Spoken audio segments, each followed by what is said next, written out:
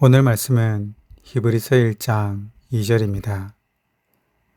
오늘의 제목은 왜 하나님의 아들이어야 합니까? 라는 것입니다. 오늘 본문을 읽어드리겠습니다. 이 모든 날 마지막에는 아들을 통하여 우리에게 말씀하셨으니 이 아들을 만유의 상속자로 세우시고 또 그로 말미암아 모든 세계를 지으셨느니라. 아멘. 지난주 우리는 히브리서의 매우 중요한 특징을 보았습니다. 그것은 대조입니다. 히브리서는 히브리인 그리스도인에게 보내진 편지입니다. 그래서 히브리인이라면 쉽게 이해할 수 있도록 기록되었습니다. 곧 히브리서의 내용적 측면에서 보든지 아니면 기록된 형식을 보든지 다양한 특징을 보든지 무엇을 보든지 간에 히브리인이라면 누구든지 고개를 끄덕일 수 있도록 기록되었다는 것이지요. 그 중에 하나가 대조입니다. 간략히 지난주의 말씀을 요약하면 이렇습니다. 1절은 옛적 곧 구약시대를 말합니다. 그리고 2절은 구약시대의 마지막 곧 신약시대를 의미합니다. 그러니 자연스럽게 1절은 구약적 내용이고 2절은 신약적 내용이라는 것을 알 수 있습니다. 그렇다면 히브리서의 저자는 구약시대와 신약시대의 어떤 특징을 말하고 싶을까요? 하나님께서 이 세상을 누구를 통해 말씀하고 있는지를 전달하고 있습니다. 구약시대에는 선지자들을 통하여 말씀하셨습니다. 이어서 신약시대에는 아들을 통하여 말씀하셨습니다. 이것이 매우 중요한 차이점입니다. 수많은 선지자들과 아들의 대조입니다. 구약시대의 수백 또는 수천의 선지자들과 신약시대의 오직 한 아들이 대조를 이룹니다. 이것이 무엇을 의미하는 것일까요? 구약의 많은 선지자들을 통하여서는 다양한 시대에 다양한 지역에서 다양한 방식으로 말씀을 전달하셨습니다. 왜냐하면 인간은 부족하기 때문입니다. 인간의 한계입니다. 유한성이죠. 그런데 아들을 통하여서는 그렇게 하시지 않았습니다. 그냥 아들을 통해 단 한 사람만을 통해 말씀하셨습니다. 다양한 시대에 다양한 장소가 아닙니다. 한 아들이면 충분합니다. 그러니 구약의 수많은 선지자들과 비교할 수 없는 하나님의 아들의 유일성입니다. 그렇다면 우리는 여기에서 질문합니다. 왜 하나님의 아들이어야 합니까? 왜 하나님의 아들이면 충분합니까? 오늘 두 가지를 함께 나누도록 하겠습니다. 첫 번째, 하나님의 아들이 만유의 상속자이기 때문입니다. 구약의 수많은 선지자는 하나님께서 보내신 선지자는 맞습니다. 그러나 그들은 하나님의 종입니다. 위임받고 위탁받았을 뿐 선지자들 자신이 주인은 아닌 것이지요. 그러나 하나님의 아들은 분명한 차이가 있습니다. 2절 말씀을 보면 이렇게 기록되어 있습니다.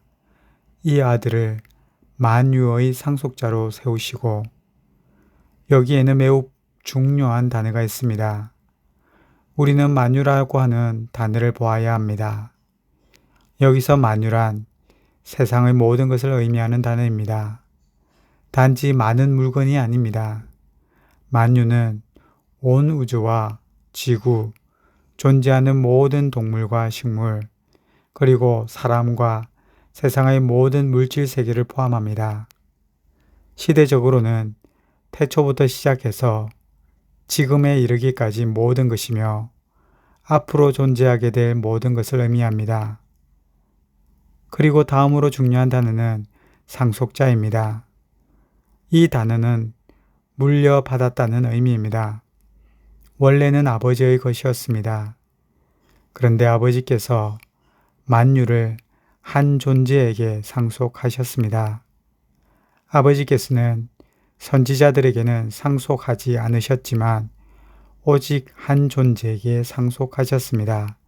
바로 아들이죠. 그래서 이렇게 정리할 수 있습니다. 아버지의 모든 것은 아들의 것이 되었다. 온 우주 만상이 아들의 것이 되었습니다. 과거와 현재와 미래가 모두 하나님의 아들의 것이 된 것이지요. 이것을 믿느냐가 매우 중요합니다. 히브리인이었다가 그리스도인이 된 그리스도인들에게는 이것이 매우 중요한 메시지가 됩니다. 과거에는 하나님 아버지 중심으로만 생각했습니다.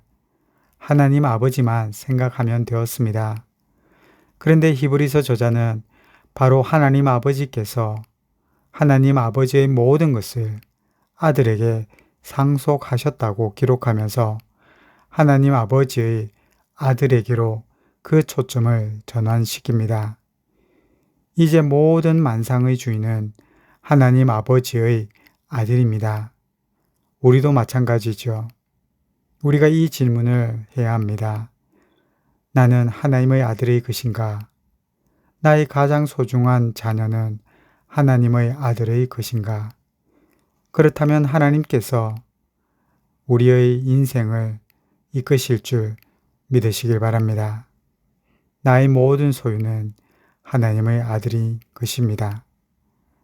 이 질문에 아멘으로 답할 수 있다면 이제부터 하나님의 아들이 나를 지키고 나의 가족을 지키고 나의 모든 것을 책임지실 것입니다. 따라서 우리가 해야 할 것은 오직 하나입니다. 하나님의 아들의 인도하심을 따르는 것이죠. 하나님의 아들이면 충분한 첫 번째 이유는 하나님의 아들이 만유의 상속자가 되었다는 것입니다. 그리고 두 번째는 다음과 같습니다. 하나님의 아들이 만유의 창조자이시기 때문입니다. 우리는 생각해 왔습니다. 하나님 아버지께서 천지를 창조하셨다고. 예, 그렇습니다. 하나님 아버지께서 천지를 창조하셨습니다. 그렇습니다. 히브리인들도 그와 같이 알고 믿었습니다. 그리고 이것은 진리입니다. 변할 수 없습니다. 지금의 시대는 진화론을 이야기하지만 성경은 분명히 말합니다.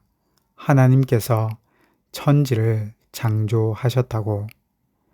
그런데 히브리서 저자는 하나님의 아들이 만유의 창조자라고 말합니다. 이것이 2절입니다. 또 그로 말미암아 모든 세계를 지으셨느니라. 여기서 우리가 살펴봐야 할 단어가 있습니다. 먼저는 말미암아입니다. 이 단어를 좀 더 잘 이해하기 위해서 다른 번역본의 성경을 보는 것은 매우 큰 도움이 됩니다. 새번역 성경에서는 그를 통하여 라고 기록합니다. 그리고 바른 성경에서도 그분을 통하여 세상을 지으셨다고 번역하고 있습니다. 그 외 다수의 한글 성경과 영어 성경에서도 통하여라고 표현하고 있습니다. 곧 우리가 쉽게 이해할 수 있는 것은 하나님 아버지께서 곧 하나님의 아들을 통하여 세상을 지으신 것이다 라는 사실이죠. 하나님 아버지께서는 아들 없이 단독으로 세상을 지으신 것이 아니라는 것이죠. 하나님 아버지께서는 아들을 통해서 세상을 지으셨습니다.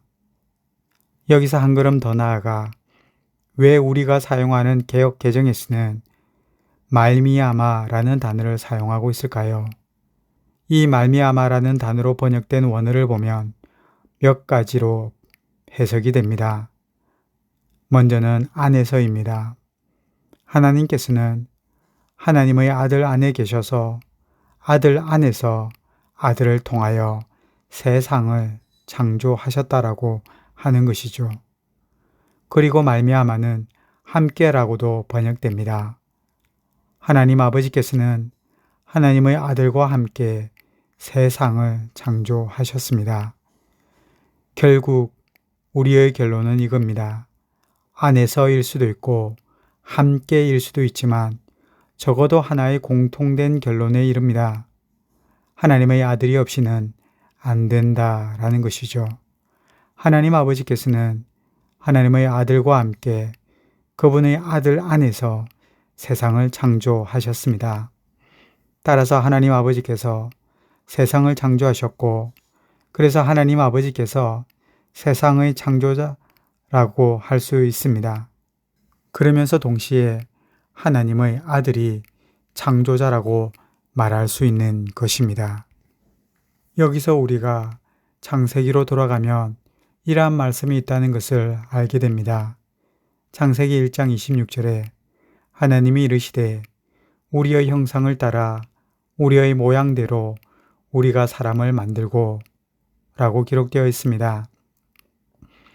이 본문에서 하나님이라는 단어는 원어로 복수 형태입니다. 하나님 아버지 혼자가 아니라는 뜻이지요. 그래서 이렇게 표현되어 있습니다. 우리의 형상을 따라 우리의 모양대로 우리가 사람을 만들고, 우리입니다.